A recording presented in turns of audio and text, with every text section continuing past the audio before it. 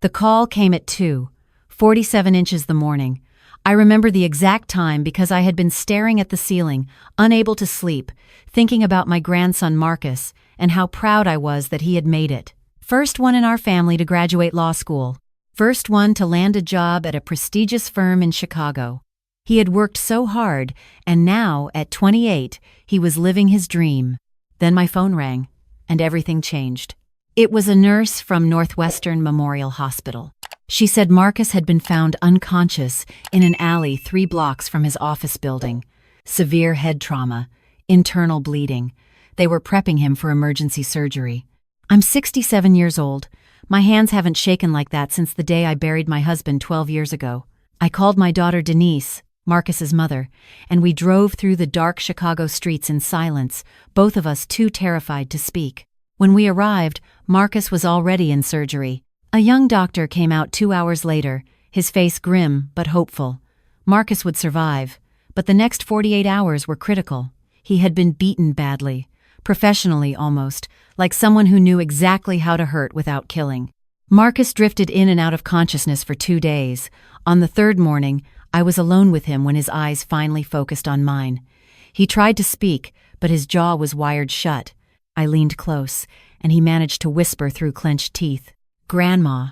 It was Whitfield, Harrison Whitfield. He said people like us don't get to sit at their table. He said I needed to learn my place. Then his eyes closed again, and the monitors started beeping. The nurses rushed in, stabilized him, and I stepped back into the corner of the room, my heart pounding. Harrison Whitfield. I knew that name. Everyone in Chicago legal circles knew that name. Harrison Whitfield III was a senior partner at Caldwell, Whitfield and Associates, one of the most powerful law firms in the Midwest. His grandfather had founded the firm in 1952. His father had expanded it. And Harrison, at 45, was being groomed to become managing partner. Marcus had been hired there 8 months ago, one of only 3 black associates in a firm of over 200 lawyers. I sat in that hospital chair and felt something cold settle into my bones. Not grief, not fear, something else. Something I hadn't felt since I was a young woman watching my own mother face down the people who thought they could treat us however they wanted. The police came that afternoon. 2 detectives, one young and eager, one older and already tired. I told them what Marcus had said. I watched their faces change when I mentioned Harrison Whitfield's name. "Ma'am," the older detective said, choosing his words carefully, "Harrison Whitfield is one of the most respected attorneys in Illinois. His family has donated millions to this city. His father sits on the police board. Are you absolutely certain your grandson said it was him?" I looked that man straight in the eye. "My grandson's jaw is wired shut, detective. He used what little strength he had to tell me the truth. So yes, I'm certain." They took my statement. They said they would investigate, but I could see it in the way they exchanged glances, the way the older one's shoulders slumped as they left. This case was already dead. The Whitfields weren't just lawyers. They were Chicago royalty. They had buildings named after them. They had judges in their pocket. They had generations of power and money and connections that people like us could never hope to match. People like us. Marcus's words echoed in my mind. I thought about calling my sister Lorraine. She was 71, 4 years older than me, and she still lived in the same house in Bronzeville where we had grown up. But it was something else that made me reach for my phone. A memory. Something our mother had told us years ago that I had almost forgotten. Mama had died in 2019, at the age of 94. She had worked her entire adult life, from 1962 until 2001, as a legal secretary at Caldwell, Whitfield and Associates. 40 years at that firm, typing briefs, filing documents, answering phones. 40 years of being invisible to the powerful men who walked those marble hallways. A few months before she passed, when the dementia was starting to take her memories, she had grabbed my hand with surprising strength. "Eleanor," she had said, her eyes suddenly clear. "You remember what I told you about the storage unit, the one on Halstead Street? I kept everything, baby. Everything they thought nobody would ever see. When the time comes, you'll know what to do." I hadn't understood then. I thought it was the confusion talking. But now, sitting in that hospital room, watching my grandson breathe through machines, I understood perfectly. I called Lorraine that evening. "Do you remember what Mama said about the storage unit?" There was a long pause on the line. Then Lorraine's voice, quiet but steady. "I've been waiting 30 years for someone to ask me that question." The storage unit was in a nondescript building on South Halsted, the kind of place you drive past 1,000 times without noticing. Mama had paid for it in advance, Lorraine told me. Paid through 2030, like she knew exactly how long the secret would need to keep. Lorraine met me there the next morning. The unit was small, maybe 10 by 10, and filled with cardboard boxes stacked floor to ceiling. Each box was labeled in Mama's precise handwriting, the same handwriting I remembered from the notes she used to leave in my lunchbox. The labels were dates: 1965 to 1970, 1971 to 1980, 1981 to 1990, 1991 to 2001. On top of the first stack was an envelope with my name on it. To my daughters, the letter inside began, "If you're reading this, then the time has finally come." I worked at Caldwell, Whitfield, and Associates for 40 years, and in those 40 years, I saw things that would make decent people sick. I was just a secretary. Nobody important. They had their conversations right in front of me like I wasn't even there. They left files on their desks, forgot documents in the copy machine, threw away things they should have burned. I kept it all. Every memo, every letter, every piece of paper that showed who they really were. I couldn't fight them myself. I was a black woman in 1962 with 2 daughters to feed and no husband. I would have been destroyed, but I could prepare. I could document. I could wait for the day when someone in our family would need this ammunition, use it wisely, make them pay. Love always, Mama. I sat on the cold concrete floor of that storage unit and wept. Lorraine held me while I cried, and then we started opening boxes. What we found was almost unbelievable. The earliest boxes contained documents from the 1960s, when the firm was first starting to grow.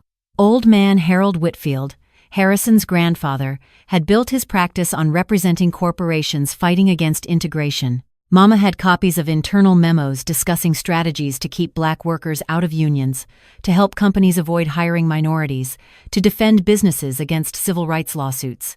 She had kept correspondence showing how the firm had coached clients to destroy evidence, intimidate witnesses, and pay off judges. The boxes from the 1970s and 1980s were even worse. By then, Harrison's father, Edward Whitfield, had taken over. The firm had become more sophisticated, but also more corrupt. Mama had documentation of tax fraud schemes designed for wealthy clients. She had evidence of witness tampering in major trials. She had kept records of how the firm had systematically overcharged clients while pocketing the difference. But it was the final boxes, the ones from the 1990s and early 2000s, that made my blood run cold. Harrison Whitfield had joined the firm in 1998, fresh out of law school, and within 3 years, Mama had documented a pattern that explained everything about what had happened to Marcus. Harrison didn't just discriminate against minority employees, he actively destroyed them. Mama had kept records of 6 different associates, all black or Hispanic, all brilliant, all hired with great fanfare, all systematically sabotaged.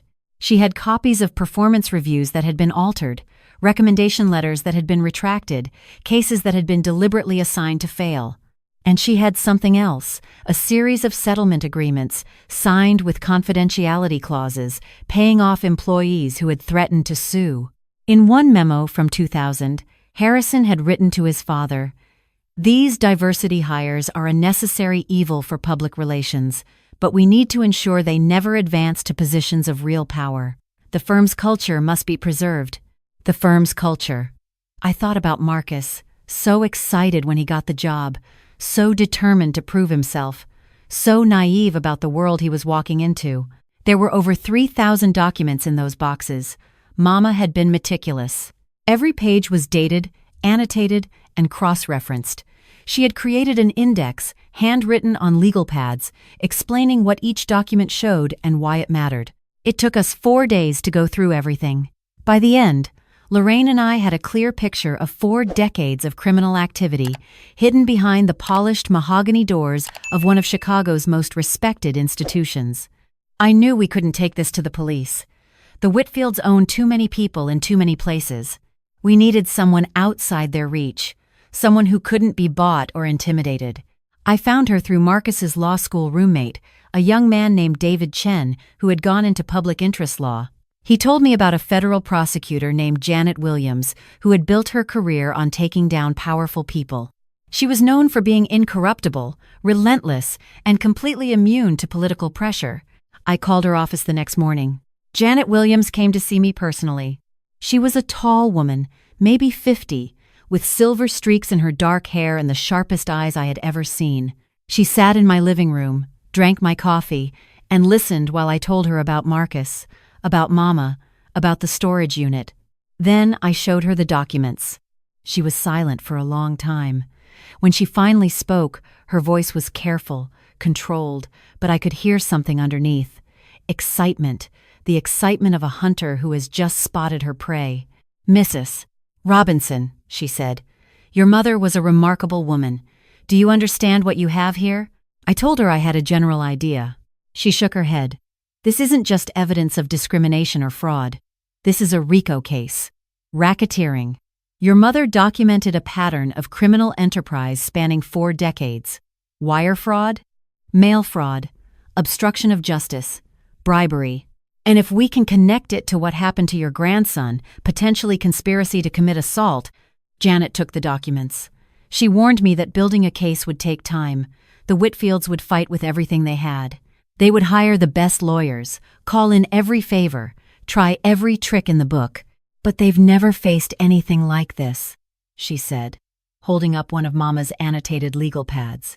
"They've never faced 40 years of their own sins, documented by someone they never even noticed." The investigation took 8 months. 8 months of FBI agents reviewing documents, interviewing former employees, subpoenaing records.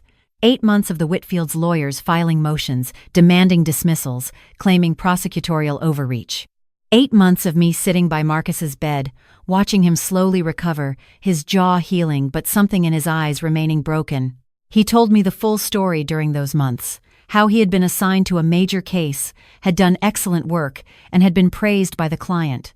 How Harrison Whitfield had called him into his office and told him that he was getting too visible, that partners were uncomfortable with his aggressive style. How Marcus had pushed back, had said he deserved the same opportunities as his white colleagues.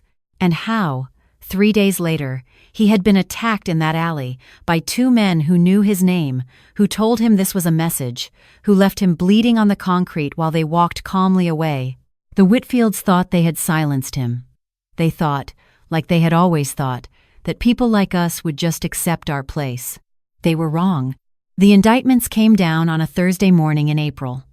I watched it on the news, sitting in my living room with Lorraine beside me. Federal agents walking into the Caldwell, Whitfield, and Associates offices. Boxes being carried out. Harrison Whitfield III being led away in handcuffs, his face a mask of disbelief. The charges were extensive: RICO conspiracy, wire fraud, tax evasion, obstruction of justice, and, based on evidence from a forensic accountant who had traced payments to the men who attacked Marcus, conspiracy to commit aggravated battery. The trial lasted 3 months. The defense tried everything. They attacked Mama's credibility, claiming she had stolen documents, that she was a disgruntled employee, that her annotations were fabrications. But Janet Williams had done her homework. She brought in handwriting experts who verified Mama's notes. She found former employees who corroborated the patterns Mama had documented. She showed the jury a paper trail so clear, so damning, that even the Whitfields' expensive lawyers couldn't explain it away. Harrison Whitfield was convicted on all counts. He received 18 years in federal prison. His law license was permanently revoked. His father, Edward Whitfield, now 78, was convicted as a co-conspirator and received 12 years. The firm was dissolved, its assets seized, its reputation destroyed. The 2 men who attacked Marcus were arrested in Indiana, trying to flee to Mexico. They testified against Harrison in exchange for reduced sentences, confirming what we already knew. They had been hired specifically to send a message, to teach Marcus his place. 6 months after the trial ended, the Chicago Bar Association held a special ceremony. They were establishing a new fellowship program for minority law students, funded by assets seized from the Whitfield case. They asked Marcus to speak at the dedication. I sat in the audience that day, watching my grandson walk to the podium. His jaw had healed, though a small scar remained along his chin. He had left corporate law, was now working at a civil rights organization, helping other young lawyers navigate the obstacles that had almost destroyed him. "I'm here today because of my grandmother," he said, his voice steady, "and because of her mother, my great-grandmother, a woman named Dolores Jackson, who spent 40 years documenting the truth because she knew someday it would be needed." He talked about Mama, about how she had worked in that firm, invisible and overlooked, for 4 decades, about how she had watched them hurt people, destroy careers, break laws, and had quietly, patiently gathered the evidence that would eventually bring them down. "They called her the Help," Marcus said. "They had their most private conversations right in front of her because they never considered that she mattered. They threw away documents without shredding them because they never imagined a secretary would save them. They built their empire on the assumption that people like us would always stay in our place." He paused, and I saw him look out into the audience, his eyes finding mine. But my great-grandmother understood something they never did. She understood that the powerful always get comfortable. They always get careless. They always forget that the people they dismiss, the people they don't see, those are the people who know all their secrets. And someday, when the time is right, those secrets will come out. After the ceremony, I walked outside into the spring sunshine. The building where we stood was new, built with money that had once belonged to the Whitfields. The plaque by the door read, "Dolores Jackson Legal Fellowship, dedicated to justice and equality." Lorraine came to stand beside me. We looked at that plaque together, and I thought about Mama, about all those years she had spent watching, waiting, documenting, about the faith she had that someday, somehow, her work would matter. "She knew," Lorraine said quietly. "All those years, she knew this day would come."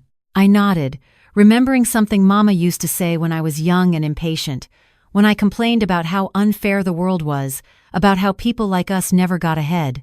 "Baby girl," she would tell me, "the powerful think they're untouchable. They think money and connections make them invincible. But they forget one thing. They forget about the people they don't see. The secretaries and the janitors and the assistants, the ones who make their coffee and file their papers and clean their offices. We see everything. We hear everything, and we remember everything. All we need is time. Time for them to get comfortable. Time for them to make mistakes. Time for the evidence to build until it's undeniable. And when that day comes, when all their sins finally catch up with them, they'll look around and wonder how it happened. They'll never understand that it was the invisible people who brought them down, the ones they never noticed, the ones they thought didn't matter." I understood now, standing in front of that building with my sister, what Mama had really been telling me all those years. She wasn't just explaining strategy. She was explaining faith.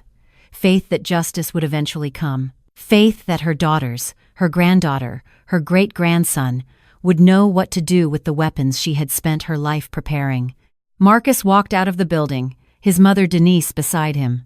He hugged me tight, and I felt something shift in my chest. The weight that had been there since that terrible phone call was finally lifting. "Grandma," he said, "what do you think Great-Grandma Dolores would say if she could see all this?" I smiled, remembering Mama's voice, the way she would shake her head at injustice but never lose her patience. She would say what she always said, "Baby." She would say that time reveals everything, that the truth is patient, even when we're not, and that the people who think they're above consequences always find out, eventually, that nobody is invisible to justice. The Whitfields are gone now. Their firm is dissolved. Their money is scattered. Their name, once synonymous with Chicago legal power, is now a cautionary tale taught in ethics classes. But what I think about most isn't their downfall. It's my mother, sitting at her desk in that office for 40 years, overlooked and underestimated. I think about the courage it took to watch powerful men do terrible things and resist the urge to act too soon. I think about the faith it required to believe that someday, the evidence she was gathering would finally be used. Mama understood something that the Whitfields never did. She understood that invisibility isn't a weakness, it's a position of power. When people don't see you, they don't guard themselves against you. They reveal their secrets, speak their conspiracies, leave their evidence lying around because they never imagine that someone they consider beneath them could ever pose a threat.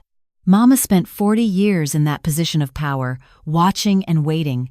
And when the time finally came, when her great-grandson needed what she had gathered, it was there. 4 decades of truth, carefully preserved, ready to bring down an empire. The powerful always forget about the invisible people. They forget that we're watching. They forget that we're remembering. They forget that someday, someone will need those memories. And we'll be ready. Mama was ready. She prepared the battlefield for a war she knew she wouldn't live to see. And because of her patience and her courage and her faith in justice, my grandson is alive today. The people who hurt him are in prison. And a fellowship in her name is helping young lawyers who look like us reach positions that people like the Whitfields said we would never deserve. That's Mama's real legacy. Not revenge, not anger.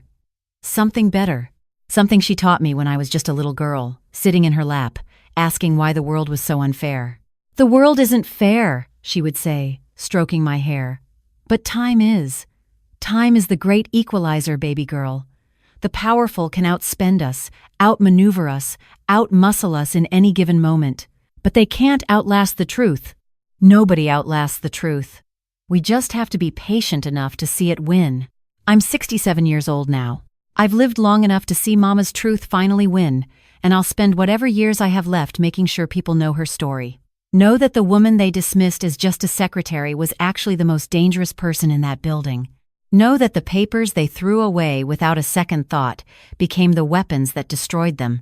Know that invisibility, in the hands of someone patient enough, someone brave enough, someone determined enough, is the most powerful force on earth.